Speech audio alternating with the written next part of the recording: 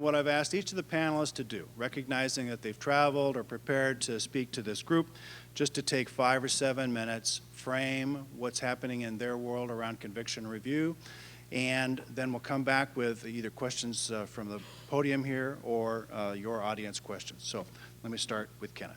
My name's Ken Lynch. I've been a prosecutor for over 20 years. I've prosecuted primarily gang cases and sex crimes cases.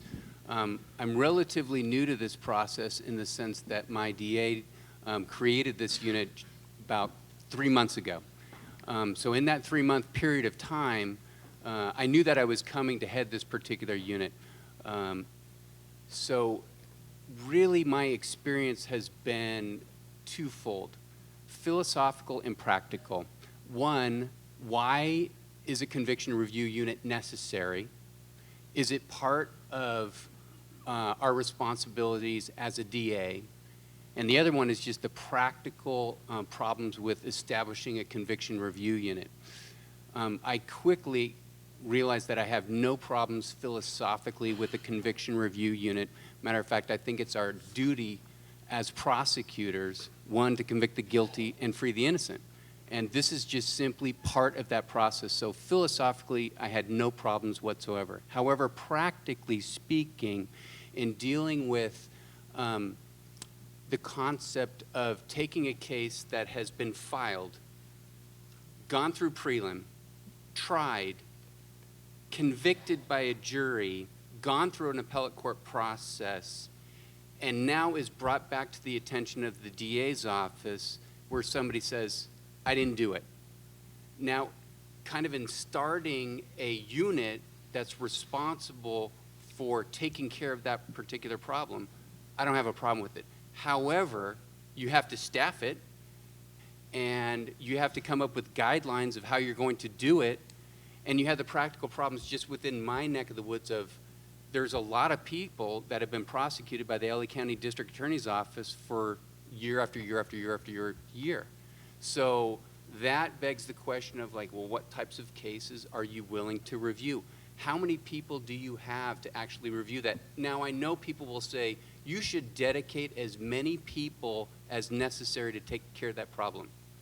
And that may be true. However, simultaneously, we have murders being committed every day in our county, where you will have up to 500 murders easily in our county. Now, most of those murders hopefully are solved, and you have to dedicate resources to DAs to evaluate those investigations and prosecute those people that actually committed those murders. So it's a broad process of establishing like what your priorities are and also figuring out what the guidelines you'll use in establishing a unit and the people that you will pick to evaluate these types of convictions. So that's kind of a broad overview of the issues that I've faced just within the last, I would say, 3 months. Thank you. It's really great to be here. I'm so humbled to be here in this room. You know, I heard there's like 40 prosecutors here who are committed to conviction integrity and doing this kind of review. This has been unheard of, I think, 10 years ago.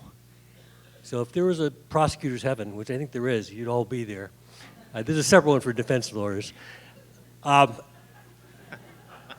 One of the worst things that you experience as a defense attorney is to have a client who's innocent convicted.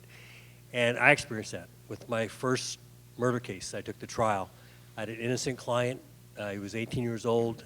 He was convicted based on the testimony of 2 eyewitnesses who said he participated in a gang murder. And I knew he was innocent, but he got convicted. And after he was convicted, we found a witness who led us to the person who actually committed the murder. We got a tape confession from that person, and we presented it to the DA. Nothing. We waited a year. We even brought in a former FBI polygraphist who polygraphed my client and the witness. They passed with flying colors. Nothing happened. And it wasn't until we lost all our appeals, went all the way to the California Supreme Court, lost it. At that point, we had no money for a lawyer, so his mother and I put together money to hire an attorney. who brought it in federal court. And we got kicked out of federal court because it was filed 2 months too late. And so I remember getting the call from my client, his name was John, and saying, is there anything we could do? And at this time, you know, the Northern California Innocence Project, which is great work. We're so fortunate to have Cookie and her crew here. But they weren't doing cases that were non-death. And so I told them, I said, you know, they said we're time barred. I don't know if there's anything we can do. So he filed a pro per petition. And the Ninth Circuit reversed it, sent it back to the judge. At that point, a law firm, Kecker and Van Ness, got involved. They put over $1 million into the case in countless hours, and it was reversed. But it was only at that point that the prosecutor showed up at the hearing and agreed to expunge John's record of the conviction. But John was in for 14 years for a crime he didn't commit. He did sue the city. He got $4 million, but for 14 years. That was my experience. It was a very painful one. I tried to stay with the case. As Ken mentioned, you know, we have tremendous pressures just doing the existing caseloads that we have. And, you know, for us, you know, having a conviction integrity unit, being able to go to the district attorney and say, hey, look at this case, take a critical look at this case. Because in most instances, it's like pushing a boulder, you know, up Mount Everest to get a conviction overturned, you know, even in a simple case, because the presumption is against you. You know, even if you can show actual innocence, often the procedural challenges are overwhelming to a client, even if they can get a lawyer to look at the case. San Francisco is probably a poster child as to why you should have a conviction integrity unit in your office. In the past 10 years, we've had a crime lab scandal. One of our top technicians was not only testing cocaine, but was using it. We had over 1,000 cases dismissed as a result of that, over 3,000 cases brought back to court. That led to a Brady scandal, because it turned out that technician had a conviction out of this county, which was unknown to us, even though she testified daily in cases, and that resulted in 100 cases being dismissed. And so, you know, we've had quite a experience in terms of cases being brought back to court. And I think that's the best argument for having a conviction integrity unit. Thank you.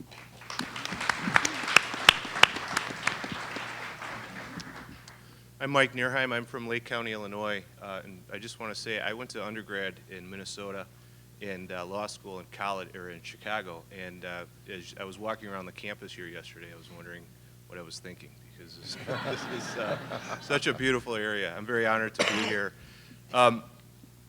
I want to talk a little bit about my county and what we're doing, and later we'll get more nuts and bolts into what's going on. But I do think it's, you know, it shouldn't be a surprise that there's so many prosecutors here, and we really need to get to the point where you know, I believe prosecutors should be leading the charge with regard to wrongful convictions. And I think in a lot of jurisdictions, especially the ones that are represented here today, they are. Whether they're leading the charge or working hand in hand with the various innocence projects in our areas, I think it's critical, because I believe to my core that is our job to seek justice, and that job to seek justice does not end upon a conviction. It doesn't end upon an affirmation on appeal. We have to always be open-minded, and we have to always be willing to look at cases. I spent a great deal of my time looking at cases that happen, some of which happened when I was in high school. So these are cases that our responsibility really doesn't ever end, especially when you talk about new evidence. And when you look at evidence like DNA that changes, we've had 2 exonerations in the past year through my panel, and both those involve DNA where the evidence at the time of the trial was significantly different than the evidence today, simply because the science of DNA had changed. So a little bit about my county. I'm about halfway between Chicago and Milwaukee, so we see a little bit of everything. There's about 700,000 people in our community. My office, there's 150 people that work in the Lake County State's Attorney's Office.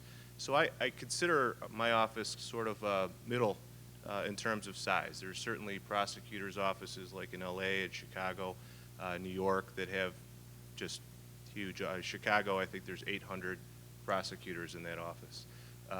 There's offices in Illinois where there's one elected state's attorney for that county, and that's it.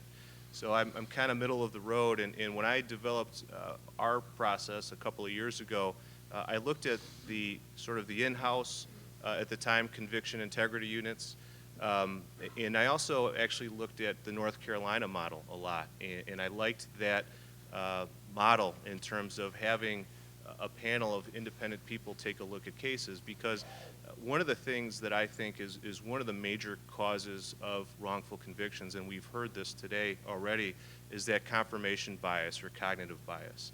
We certainly have heard examples of cases around the country where you have bad cops, bad prosecutors that really know somebody's innocent or should know and ignore facts. Thankfully, I think that's the minority of cases. I think the majority of cases are cases where you do have well-intentioned prosecutors, well-intentioned officers that really believe they have the right person and they don't. And in both our exonerations, that was the case.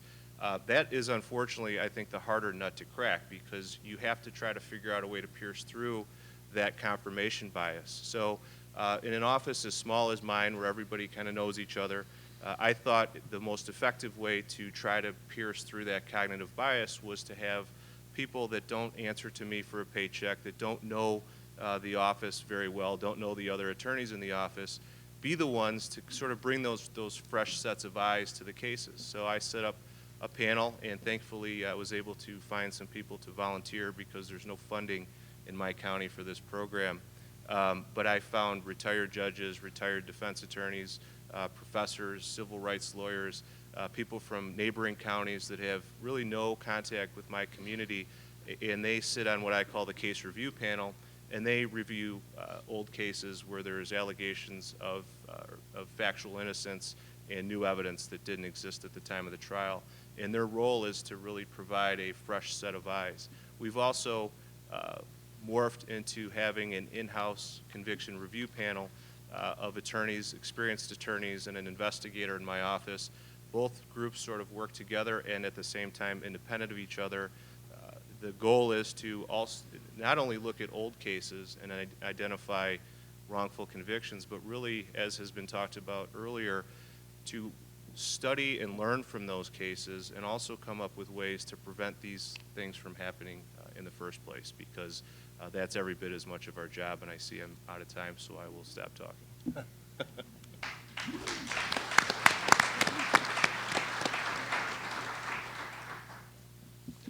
Yeah, hi, I'm Mark Hale. I come to you from Brooklyn, New York. Thank you for all the people who are telling me what time it is and even what day it is. I'll be going back on the red eye, so I'll continue that confusion into next week. When we ask why conviction review, I think that the initial threshold is to get over something that has been ingrained in prosecutors for years and years. In fact, ingrained in all trial attorneys, and that's the desire to win. I don't know of any group of people who are more competitive than trial attorneys, aside from maybe professional athletes and people who run for office, where you have clear distinctions about who the winners and losers are. And it's that mindset that drives people to, in the law, to get into litigation, especially criminal litigation, is that competitive sort of thing. But that has to be tempered when you're a district attorney, a prosecutor, because the obligation of a prosecutor is not just to win, not just to secure convictions, but ultimately to do justice. And it has to be the acknowledgement of every prosecutor that if you're serious about justice, a lot of times the right result is that you don't win. The right result is that you don't bring charges. The right result is that when you give it a second look, you withdraw those charges.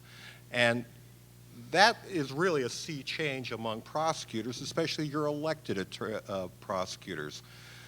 The notion of conviction review is only as good as the man or woman who is at the top of the ladder. And you would hope, unfortunately we've seen this go back and forth, that that is the sort of thing that survives successive elections. It's all well and good that you might have one fellow who comes in and their flagship program, or one of their reasons for being elected was to pursue conviction review. and they might do it with greater or lesser degrees of success, but then in a couple of falls, they end up being voted out of office with somebody who might not believe that it is as essential or wants it done in a different way or wants it peopled by different individuals, and then you don't have that consistency through it.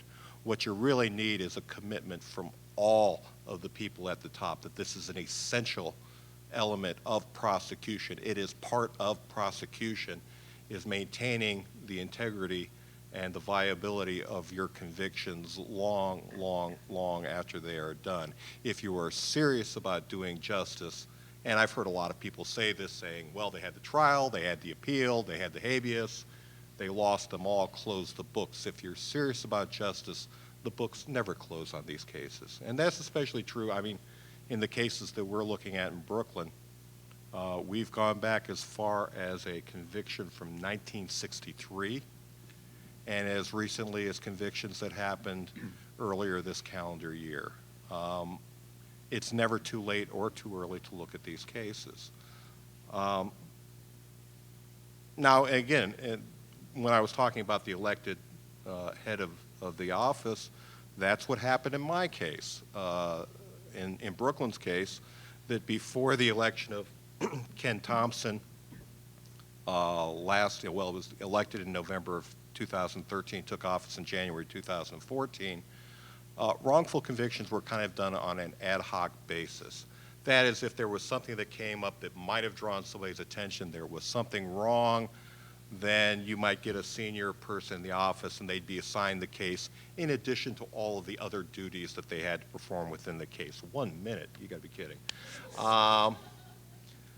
What we have done is thrown a lot of resources at it. Since March of last year, we have 9 attorneys working full-time on these cases. They have no other duties. They are experienced attorneys, 3 detective investigators, 2 paralegals. This isn't easy to do. You have to have those resources to look at these cases seriously. One last comment. I know John Holloway had talked about, the philosophy about actual innocence versus due process. Because of the standard by which criminal cases are decided, proof beyond a reasonable doubt, we don't see a distinction in that. That is, if there's due process violations that should not have allowed the person to be convicted beyond a reasonable doubt, then they're innocent. That's the presumption of innocence. That's our law. We don't make the people come in and prove their innocence. And I believe that's my time, right? Okay, thank you.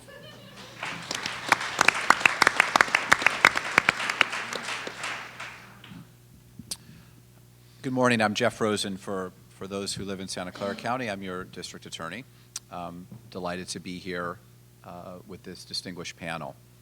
A good prosecutor is one who tempers zeal with human kindness and seeks truth and not victims, who serves the law and not factional purposes, and who approaches his task with humility. That's what Supreme Court Justice Robert Jackson said many years ago. And I think the key word in his quote about who a good prosecutor is humility. Our criminal justice system is a human system. It's not a perfect system. And as hard as we all try to get the right result and to do it in the right way, errors and mistakes happen, sometimes inadvertent, sometimes intentional. But humility requires us to be open to the possibility that mistakes have been made. And the first thing I want to say is, in my experience as a prosecutor for 20 years now, both as a deputy DA and as the elected DA, I have met and worked with many, many good prosecutors. And when I've traveled around California and worked with other district attorneys, both in our state and others, I've met many, many good prosecutors with humility and many police officers that feel the same way. So I don't want people to feel that the only good prosecutors are those that are here with us today, but in most prosecutors' offices, there are very good prosecutors. Now, when I was elected the district attorney, a little bit like what Mr. Hale was saying, our office had had an ad hoc system of looking at cases that dated back to district attorneys.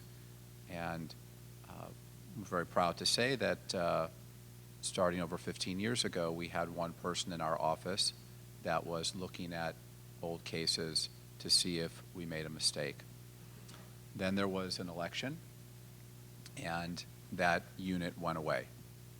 So another good point is elections matter, voting matters, and changes can happen. So there was an election, and something called the Innocence Project, that's what this unit was called in our office, disappeared. Then there was another election, and you're looking at the product of that election. So when I came into office, I wanted to recreate this unit, but I wanted it to be organic and integral to everything we did in our office. And Innocence Project is a nice name for I think those for working perhaps not in a prosecutor's office or not as a part of law enforcement. I certainly understand it, but a little bit to what Mr. Hale was saying, we're looking for something a little bit even deeper in a prosecutor's office. And so I looked around, and I'm looking at someone who used to work in the Dallas County District Attorney's office, and their district attorney at the time, Craig Watkins, had something that he called a conviction integrity unit.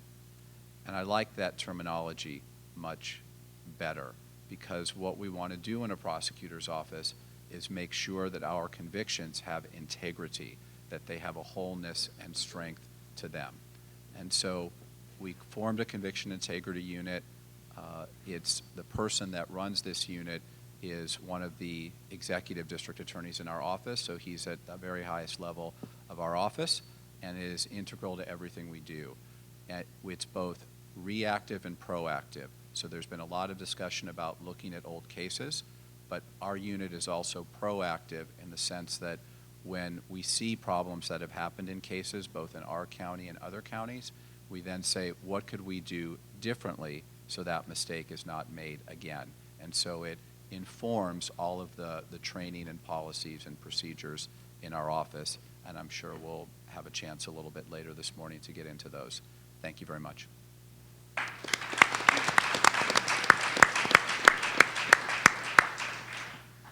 Good morning. My name is Chris Muma from North Carolina. I'm an attorney, defense attorney there. Honestly, if I could do it all over again, I would become a prosecutor because I think that is where the power is and where the access is and where people can really accomplish something. And I've heard the comments about how there's a lot of good prosecutors out there and that most prosecutors are good prosecutors, and I totally agree with that. Some of my friends are prosecutors. But I will That's say, really big of you. But the word most was used, and so the fact that it's not all is part of why we have to address things like this. In North Carolina, and there's bad apples in defense attorneys, and ineffective assistance of counsel, I think, is actually one of the leading factors in wrongful convictions. In North Carolina, in 2002, Chief Justice I. Beverly Lake established the Actual Innocence Commission because we had an overloaded, underfunded system that was focused on finality. The volume of post-conviction claims was unmanageable, and the separating the credible innocence claims from the rest of the post-conviction claims that were sentencing or jail conditions or other claims needed to be done. We had several exonerations where they had gone through the Court of Appeals, the Supreme Court, the Fourth Circuit, the United States Supreme Court, post-conviction motions, 11, 15, 20, recently Joseph Sledge, 25 post-conviction motions, and couldn't get relief. So we knew that we had to do something outside the typical judicial process to remove these claims and have them addressed. One other thing that's been raised here is resources. And I think innocence organizations respect that very much. We want law enforcement and prosecution to put their resources, to use their resources wisely, which is why we screen a lot of cases. So I probably approach a prosecutor once or twice a year, maybe, and we get 800 claims a year, to say, this case, there's concerns. We need you to help work with us to get to the bottom. And we have difficulty with that. We've had 9 exonerations through the Innocence Inquiry Commission process. 6 ended up from consent, and consent at the end. And the other 2 were co-defendants. So the question is, why do we have to spend hundreds of thousands of dollars and man-hours so that we end up in a consent situation that we could have reached much sooner in the process and saved someone years and years of their lives? We've talked about transparency and collaboration, and I think all of those things are important. The other thing that the Innocence Inquiry Commission offers in North Carolina that I think is really the key is access. In 20 cases, defense attorneys or others have been told evidence does not exist, it's been destroyed, files no longer exist. In 20 cases, they've been told nothing exists, and the Innocence Inquiry Commission has been able to go in and find something. In 8 of the 20, there's been exoneration.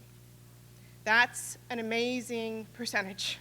So when we're talking about transparency and collaboration, we have to also be considering discovery and access to conduct searches, because an unbiased search is very different than someone who's saying, I've looked at the inventory sheet and it says nothing's there.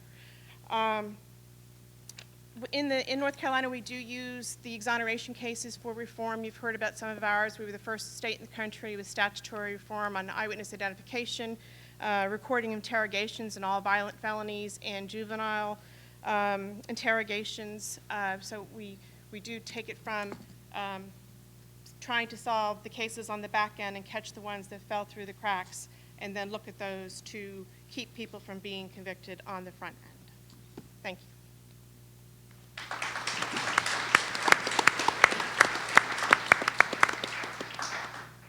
I have never had panelists be so careful about their time. I thought that Ladoris had just genetically imprinted everybody with her timekeeping. Then I realized Matreya's down here with her sign. And so I don't want to shortcut your ability to tell your own stories. And so I'm going to come back now, starting again with Chris. If there was something else that maybe you felt a little time-bound to talk about, and particularly maybe building on Jeff's example of his personal story of a specific case, because we know that none of this is just process and the duty and the obligation. It comes out of a personal commitment and is driven by a person's personal experiences. So if you could just flavor any additional comments you might want to complement your earlier remarks with, and then we'll just work our way back down the table. So I'm not sure I understand how we got to where we were in North Carolina? It's an opportunity for you to add anything if you felt you were time-bound to your story initially, and then also if there's a personal story that you tell that links your passion to this. Sure. I'm a big believer in serendipity and that things happen, come together at a certain time for a certain reason. When my clerkship at the Supreme Court with I. Beverly Lake, who was a very conservative, who is a very conservative Republican, tough on crime, pro-law enforcement, helped bring back the death penalty in North Carolina. And I think because he was an unlikely leader, that's why we ended up being successful in North Carolina. My clerkship with him is where I first ran into a case where I believed there was innocence and recognized the limitations of the appellate process in looking at innocence. It's about the legal issues at that point. It's not about guilt or innocence. And it was then Justice Lake's interest in public confidence. And when you have an exoneration, there's nothing that can hurt public confidence in the justice system more than having someone who's exonerated after serving 20, 30 years in prison. So our interests really collided at the right moment in time. And then we started this commission with 32 members. District Attorney Brandy Vickery is here today, was one of those members, and brought very unlikely people under the tent. So prosecutors who we thought would be the most opposed to some of these reforms, law enforcement judges, victim advocates. And we recognize that you have to bring everybody to the table and listen to everybody's concerns in all sides of the issues to come up with reforms that everybody can buy into. I've been doing this work for 15 years. I'm very committed to efficiency in all processes. I was in my finance background, and I am in the court system. What I've noticed is the private sector is much more proactive about efficiency and continuous improvement than we are in our own system. And I think that's because of the adversarial process, which is why the Innocence Inquiry Commission is more of an inquisitorial process. We pull out of that adversarial environment to look in inquisitorially. The district attorney in our county, George Kennedy, over 15 years ago began work in this area, and it wasn't in response to a particular crisis or a particular conviction that went wrong. It's something that he felt was important to do. He's still alive, so when I speak about him in the past tense, I don't mean that he's not still with us. He is. I had lunch with him a few days ago. But he was also a very conservative person, very conservative prosecutor, but had a very strong belief that a prosecutor's job is to do justice and that sometimes mistakes can be made, and it was our obligation as the prosecutor to look into that and to fix it. So it's not something that was in response to a particular case.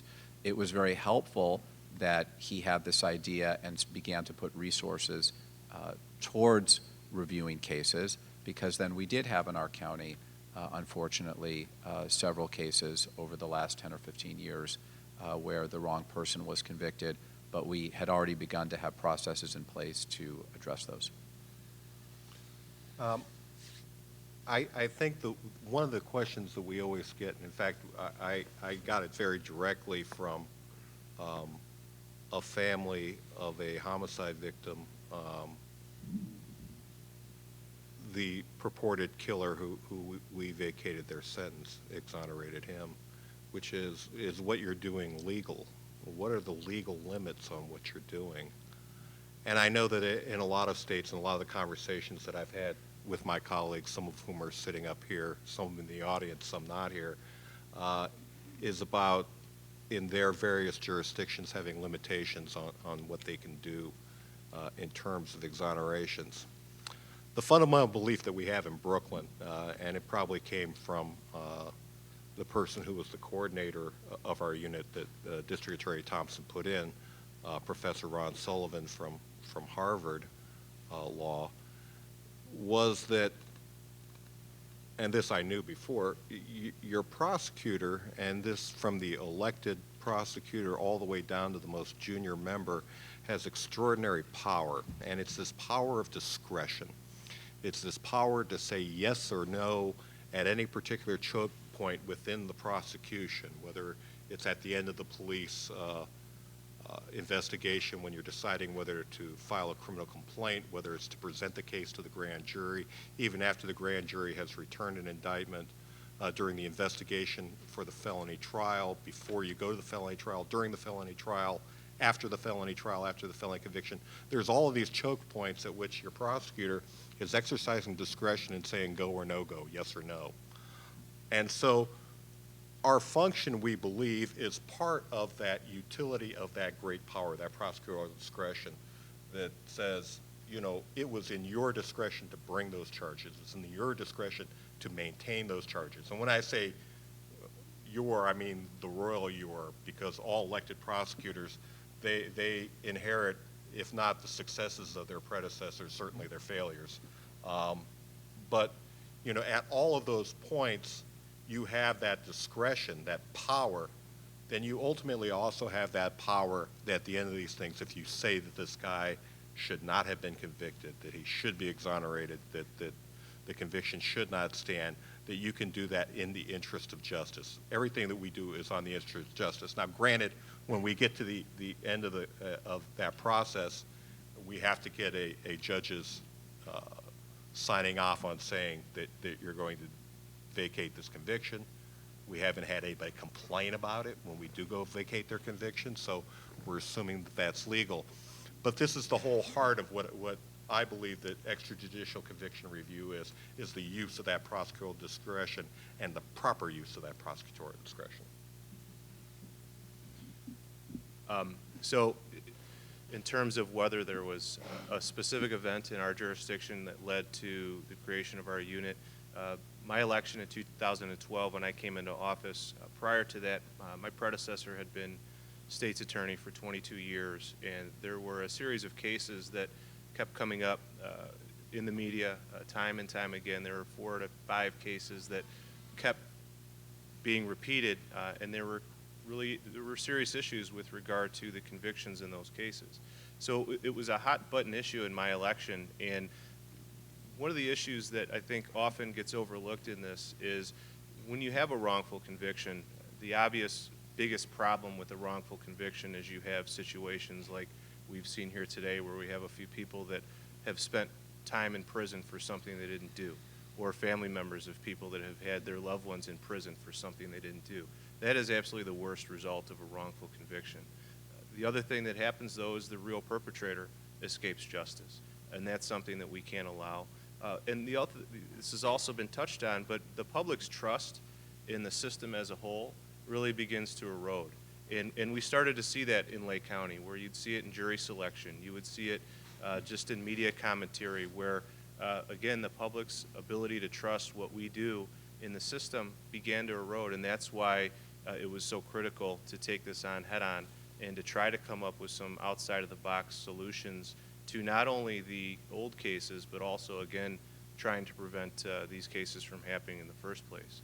My office has a unit called Felony Review. I'm sure most prosecutors' offices have similar units where we approve charges before they even come into the system. And in my belief, that's the most important unit in my office because essentially they are the gatekeepers into the criminal justice system. And when the detective comes in and says, I want to charge this person with this crime and this is what I have, there's a real back and forth that happens to make sure that we have the right evidence. And nobody hears about in my jurisdiction, literally thousands of cases a year that aren't ever charged because they don't meet that initial threshold. Now, not all those people are innocent. Sometimes there are cases where we can't charge just because we don't believe we have enough evidence to meet our burden. But there are also cases that don't get charged because we know we believe that person's innocent. So there's processes in place, and we have to continue to look at those processes and try to improve them because that's the best way to avoid a wrongful conviction is not to charge the person in the first place. If I can just follow up on one thing that was said.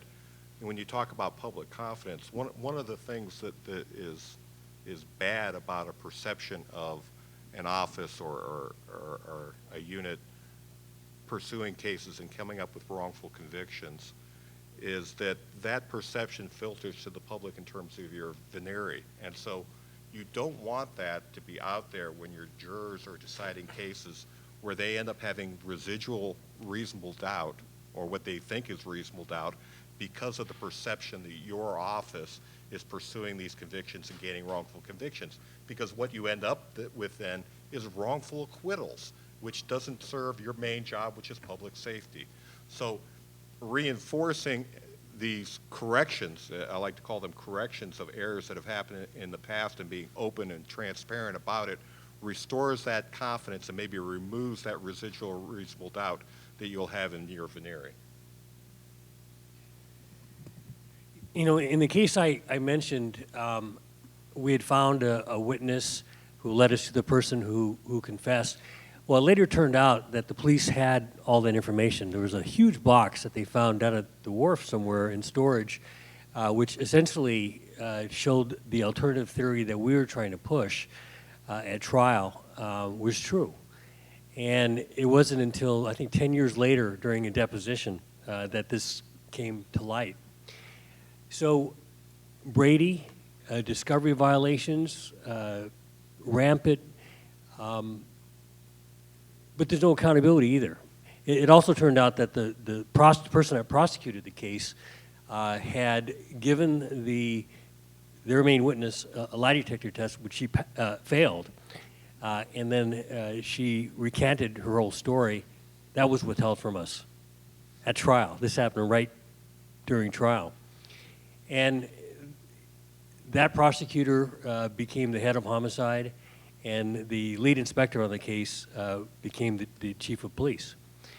So when you don't have accountability and you don't have these checks and balances in place, that's where these problems arise. That's why, I mean, the work of the Quattrone Center is so important. The second to last slide that John Holloway showed, working backwards, figuring out how these failures occur, whether intentional or negligent, and making sure that they don't happen in future cases. But the system is not good at that. When a judge suppresses evidence or a judge finds that a case has to be dismissed because an officer misrepresented the truth, it's not unusual for the judge to then apologize to the officer for dismissing the case. In San Francisco, we had 5 officers recently who were convicted of both stealing and violating suspects' rights. Well, we had complained for about 6 months and brought motions to suppress at preliminary hearings and so forth, ignored. It wasn't until we sent an investigator out to the hotel, downloaded a year and a half worth of video, compared the video to the police reports, and every case showed that the officers, it was just one group of officers, that were doing this, but nonetheless, there were hundreds of cases that were breached. That some action was taken when the feds came in. But up until that time, nothing. No response from the judiciary. Nothing like, oh, geez, you know what? We made a mistake in those cases. Sorry about that. Because they pretty much took whatever whatever the officers said at face value. So, there has to be that level of accountability. And I think that bringing in independent groups like the Quattrone Center to do that kind of investigation, and also within prosecutor's office, putting those things in place so we're checking each other on Brady violations early on, that we're making sure that that's being done. I'm going to agree with you and disagree with you a little bit, okay? Yeah. I apologize. LA Bay Area. Northern California, Southern California. Well, look, I agree with you in the sense that when you're talking about officers that clearly have these kind of Brady issues and have been stealing and that sort of stuff, that to me is a no-brainer. And obviously we need to get rid of those people and vacate those convictions to the extent that they affected those particular convictions. I see, just in the course of the time that I've been a DA, good people. But I see good people that can make mistakes.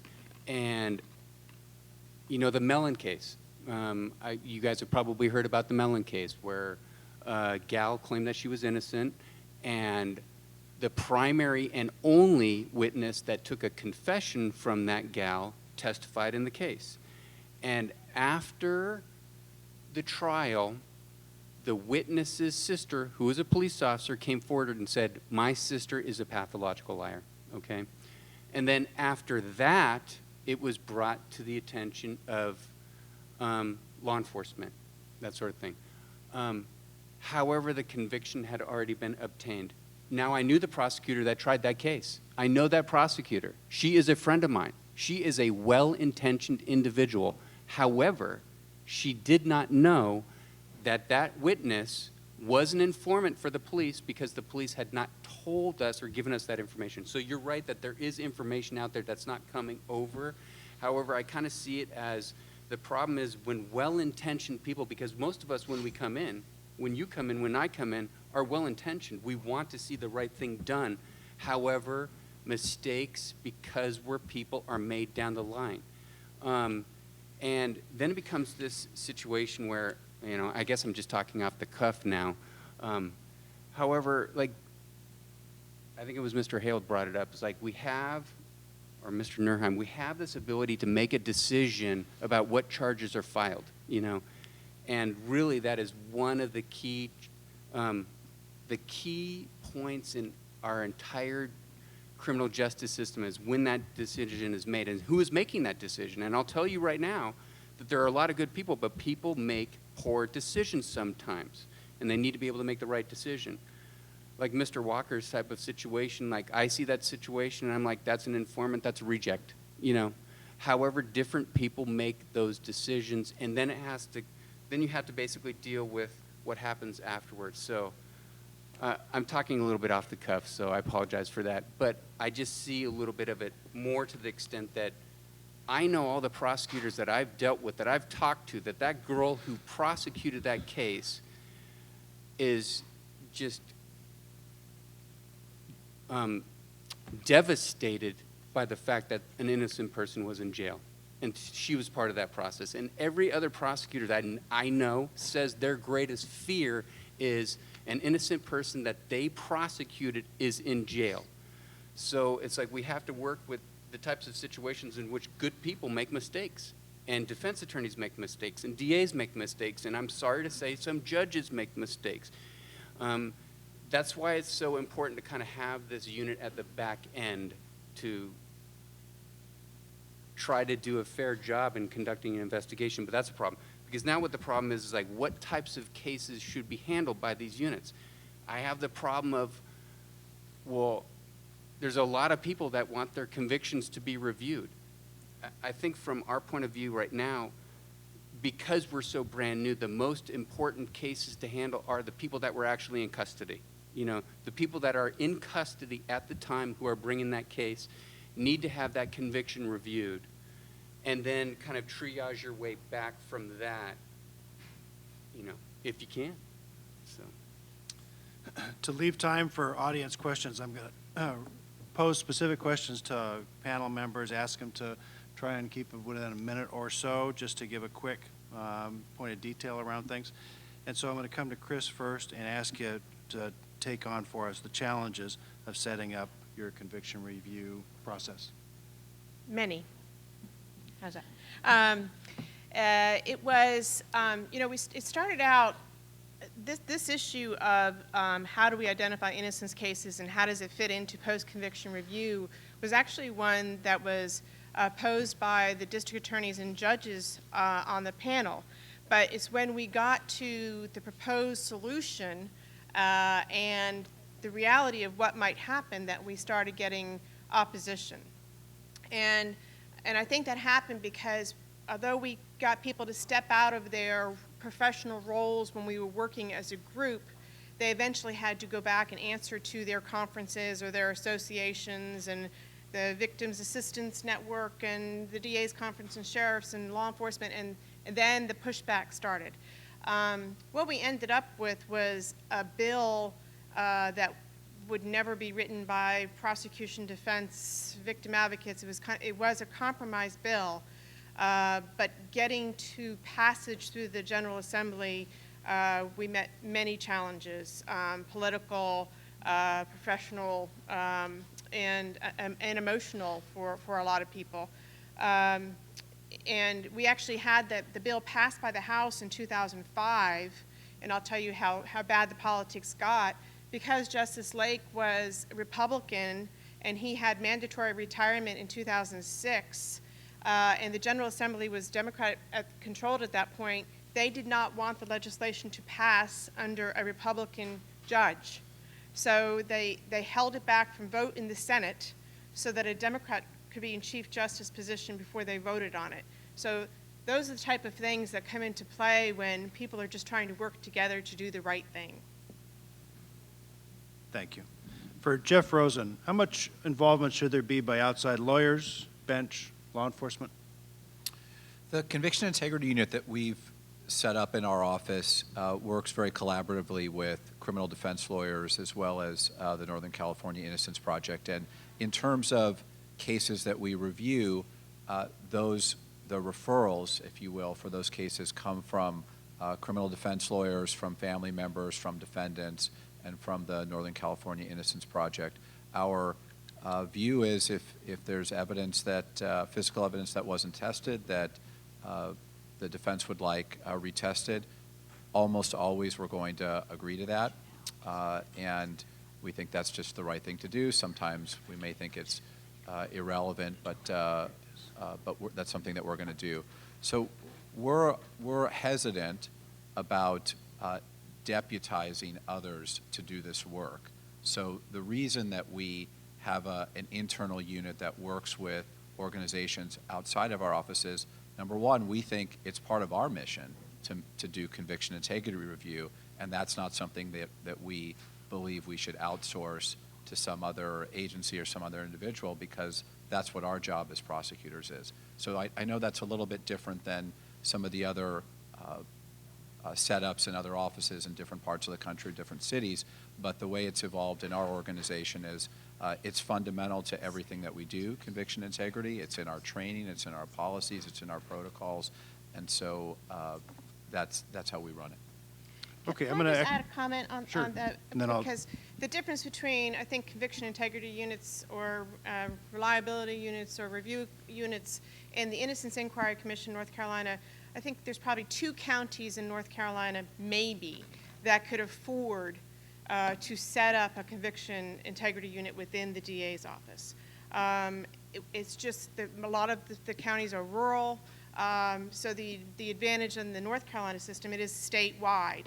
That doesn't keep that organization, their agency, from working with district attorneys in those counties, and the district attorneys certainly maintain the same discretion and powers that they always have to have a case go through the system. And actually 3 of the cases, exactly that happened. The district attorney in those jurisdictions said, that's an innocence claim, let's pull it out and move it more quickly and get the charges dismissed.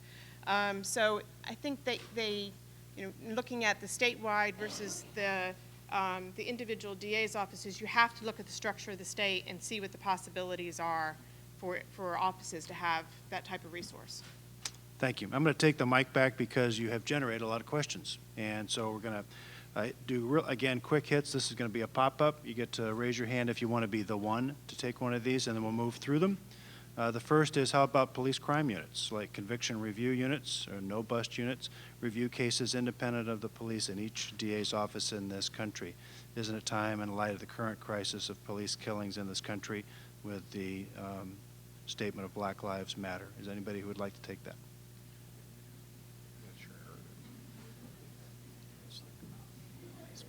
Conviction review units independent of the police in each DA's office in the country.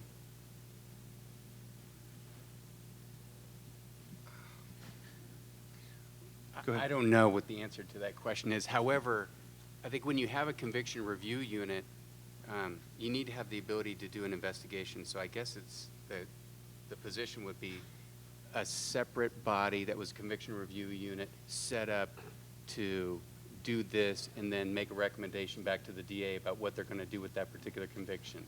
I don't know who the people that would be involved in that particular body, what their credentials were, if they have experience in the criminal justice system. I mean, it could be that in that particular situation, you're putting people into a unit that have never tried a case, never evaluated a case, never investigated a case, and then do they have the power to investigate a case? And who are their investigators? And then they come back to the DA's office and say, this is what our recommendation would be.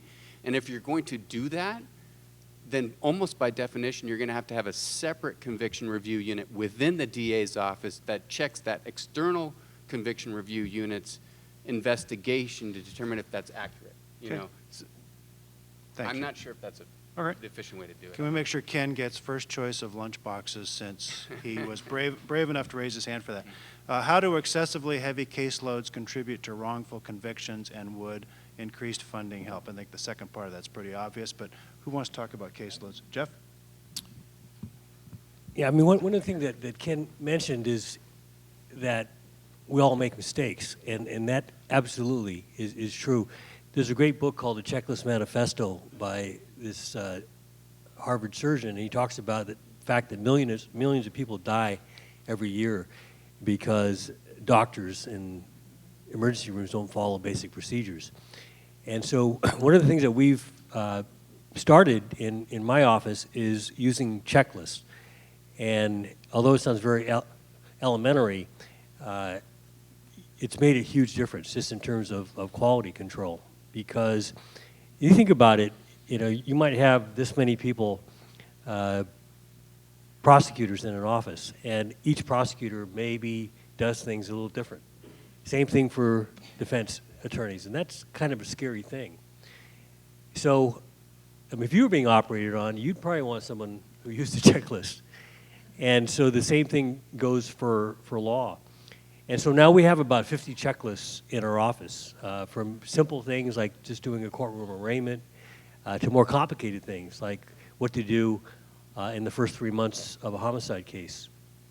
And we use these checklists, and we just got a grant from the Department of Justice where we're going to be putting together about 15 checklists, and we'll be testing it in 2 offices, and then we'll be rolling them out nationally in the 3rd year. But I think this is one way that we can try to systematize our work by ensuring that we're, you know, making sure that we're doing everything that we should be doing in these cases. And it's huge because, let me tell you, you know, how hard a defense attorney tries, believes in his or her client, you know, their perspective on racial justice, all of these things can make a huge difference in the outcome. Great. Thank you, Jeff. Can I So piggyback on that for Sure. just a second? Because I think this gets to sort of a harsh reality that we all deal with when it comes to budgets. I recently put out a question to the NDAA about standards in terms of number of prosecutors per felony case and ideal numbers. And I got a lot of feedback from across the country, and there really isn't a good number. The best study we could find is a study that the American Bar Association did, I think in the 60s. And it recommended a maximum of no more than 150 felonies per attorney or 400 misdemeanors per attorney. I would submit that cases today are much more complex than they were now, take a lot more time than they did then. And I know in my office, my attorneys carry a significantly higher caseload than that, and I think most of my colleagues up here are probably in the same position. And when you boil those numbers down in terms of number of hours an assistant state's attorney has to spend on each case, it's pretty alarming. And the result is, and I'm lucky in my office, I have people that are there at 6, 7, 8 o'clock at night. They're there on Saturdays and Sundays. They don't get overtime. They're there because they really care about what they do and they want to put the time in. They don't have to. But if any of them decided one day that they're just going to work 9 to 5 and that's it, we'd be in big trouble because we don't have the staff we need. And I don't mean to sound like I'm crying foul. It's just a fact. We don't have the staff we need to properly cover the amount of cases we have. Okay, 30 seconds. Thank you, Michael. I actually have another case where I'm going to turn another card. I'm going to come back to you if I can. But well, if we don't get to all these questions, just because we are closing in on the lunchtime, you obviously have heard it surfaced, and you'll have the ability to come up and ask them individually if the person that you wanted to answer it didn't. To Mark, why don't DAs or should DAs disclose the cases they reviewed and decided that the convictions should stand, speaking to transparency? I don't know that I heard all that. So the question is, disclosure of convictions that you review and decide should stand as an issue of transparency. Oh, we do disclose them. Could you speak to it briefly? I'm sorry? Could you speak to it briefly? Just speak to your transparency efforts. Right. Well, I mean, what we do is this, is the particular advocate, whether it's an individual who's a prisoner or at liberty with a conviction who is operating on their own, or it's an attorney, what we try to do is, and I think John mentioned this, is to get into a collaborative relationship with them, letting them know where we are in terms of the investigation, so they know where we are every step of the way.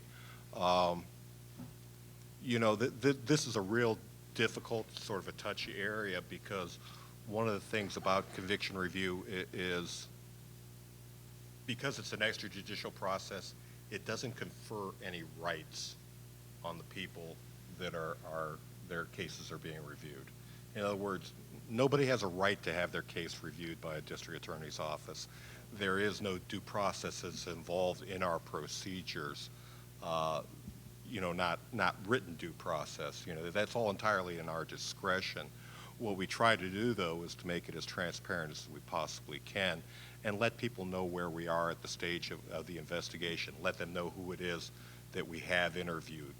Ask them for suggestions about who it is, which direction we should take. A lot of them have done a lot of work, especially the people that come to us sponsored by Innocence Projects, but a lot of the exonerees, potential exonerees themselves, have some good practical ideas about where to take the investigation, and we try to keep them informed every step of the way. And at the end of the day, when the district attorney has made a decision, whether certainly if it's a good decision, they're going to know all about it because they have to be in court.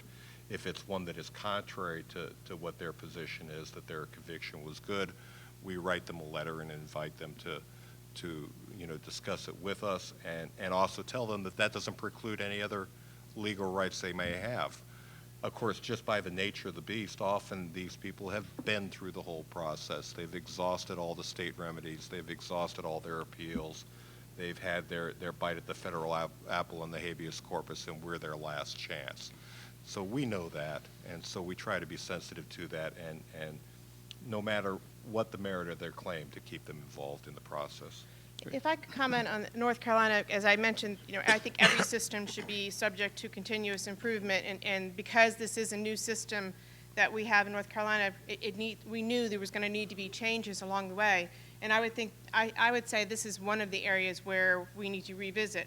I've personally referred cases to the commission that have been there for over 5 years, and I don't have updates on where the case is. And so making a decision on whether they should stay with that process or go back to the courts, and whether we'll face procedural bars when we get there is something that is a problem. And so I think the continuous updates, confidential updates, fine. Continuous updates so that people can make informed decisions about how they're going to pursue their own case is essential to any process.